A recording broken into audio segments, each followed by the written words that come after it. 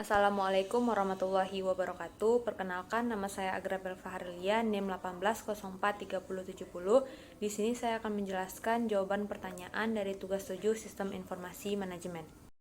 Pada buku Kelly, soal yang pertama yaitu diskusikan berbagai cara membayar online di B2C, metode mana yang Anda pilih dan mengapa? Jawabannya yaitu B2C atau Business to Consumer merupakan bisnis yang dilakukan antara pelaku bisnis dengan konsumen. Di sini, pihak produsen akan menjalankan bisnis dengan memasarkan produknya ke konsumen tanpa adanya feedback dari konsumen untuk melakukan bisnis kembali.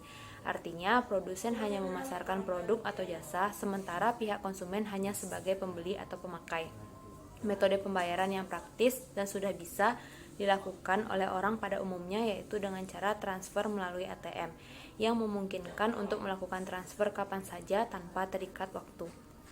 Soal yang kedua yaitu diskusikan batasan utama e-commerce, manakah dari batasan tersebut yang kemungkinan besar akan hilang, mengapa?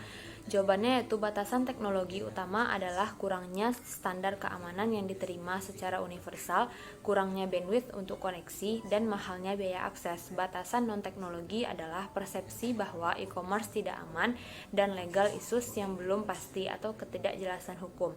Seiring dengan berjalannya waktu, keterbatasan tersebut terutama yang bersifat teknologikal akan semakin berkurang atau teratasi.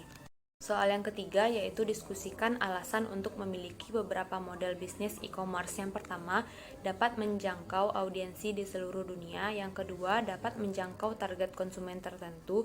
Yang ketiga, lebih mudah menyampaikan perubahan informasi seperti perubahan harga atau informasi lainnya. Yang keempat, meningkatkan pelayanan kepada pelanggan karena tersedianya akses selama 24 jam. Yang kelima, mendapatkan umpan balik segera dari konsumen merupakan saluran distribusi alternatif.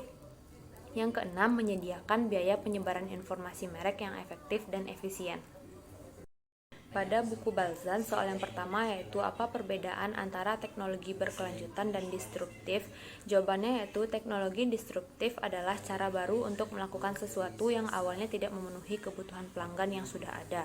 Teknologi yang mengganggu cenderung membuka pasar baru dan menghancurkan pasar lama, dan perusahaan mengharapkan pertumbuhan masa depan dari investasi baru. Teknologi berkelanjutan yaitu cenderung menghasilkan dan memberikan produk yang lebih baik, lebih cepat, dan lebih murah di pasar yang sudah mapan, dan perusahaan mengharapkan pertumbuhan di masa depan dari investasi yang ada.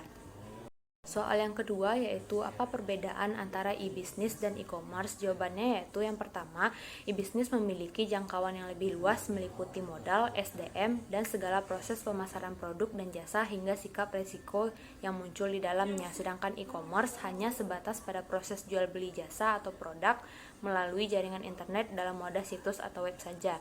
Yang kedua, e-commerce hanya menjalankan tugasnya sebagai media transisi jual beli secara online saja, sedangkan e-bisnis lebih ke arah edukasi dan juga menjaga agar pelanggan paham dan lebih banyak tentang manfaat dari sebuah produk. Yang ketiga, e-commerce hanyalah satu bagian kecil saja dari e-bisnis, sedangkan e-bisnis merupakan sebuah sistem yang lengkap dan terdiri dari banyak bagian yang menunjang jalannya sebuah bisnis. Soal yang ketiga yaitu apa manfaat dan tantangan yang terkait dengan bisnis elektronik. Manfaatnya yaitu bisnis elektronik meliputi memperluas pasar, memberikan pilihan produk dan pemasok yang lebih banyak kepada pelanggan, memungkinkan lebih banyak orang bekerja di rumah dan jarang bepergian sehingga mengurangi polusi udara, dan membuka kerangka baru dalam penjualan jasa pendidikan.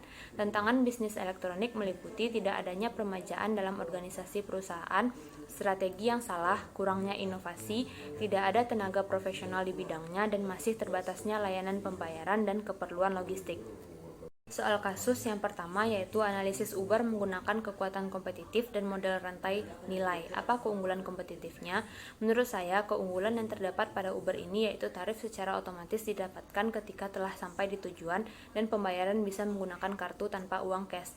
Uber tidak memiliki taksi dan tidak memiliki biaya pemeliharaan dan pembiayaan serta tidak adanya karyawan sehingga tidak dibebani biaya karyawan seperti kompensasi pekerja.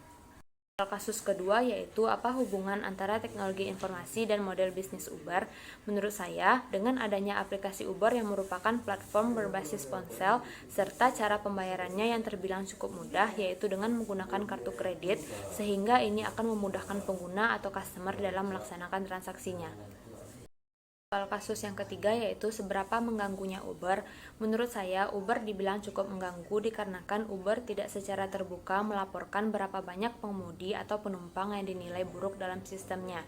Soal kasus yang keempat yaitu apakah Uber merupakan bisnis yang layak. Menurut saya, Uber merupakan bisnis yang layak dikarenakan mudahnya sistem yang digunakan oleh Uber sendiri dan penilaiannya mengandalkan ulasan pengguna tentang pengemudi dan pengalaman perjalanannya untuk mengidentifikasi driver atau penumpang yang bermasalah. Tetapi Uber juga harus terbuka dalam melaporkan pengemudi atau penumpang yang dinilai buruk dalam sistem tersebut. Sekian video jawaban tugas 7 Sistem Informasi Manajemen saya. Terima kasih. Assalamualaikum warahmatullahi wabarakatuh.